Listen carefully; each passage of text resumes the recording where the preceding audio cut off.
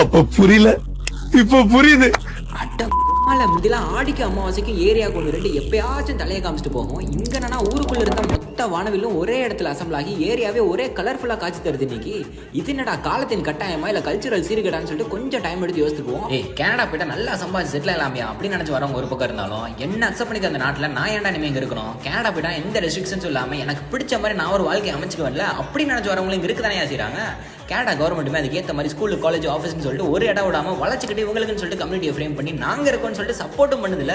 இவங்களுக்குன்னு cafe night club ஏன் ஒரு ஸ்ட்ரீட்டே தனியா இருக்குன்னா பாத்துக்கோங்களேன். வருஷம் ஜூன் மந்த்ல பிரைடு பரேட்னு சொல்லிட்டு எங்களுக்கு கிடைச்சதே இந்த ஒரு நாள் தான், சும்மா இருக்க முடியும்னு சொல்லிட்டு மூவிங்லேயே முகூர்த்தத்தை முடிச்சு விட்டு முன்னாடி இதான் பிரைடு பரேடாடான்ற அளவுக்கு யோசிக்க வச்சுட்டாங்க. இங்க பாருங்க ஆர்பிசி ரோஜஸ் கூகுள்னு சொல்லிட்டு எல்லா கம்பெனிஸும் அவங்க எல்ஜிபிடி கம்யூனிட்டியை ரெப்ரசென்ட் பண்ணி வராங்க. இதோட சேர்த்து ஒவ்வொரு கண்ட்ரி வைஸாவும் வந்துட்டு இருக்காங்க. இந்த வண்டா எல்லாம் நம்ம ஊர்ல இருந்து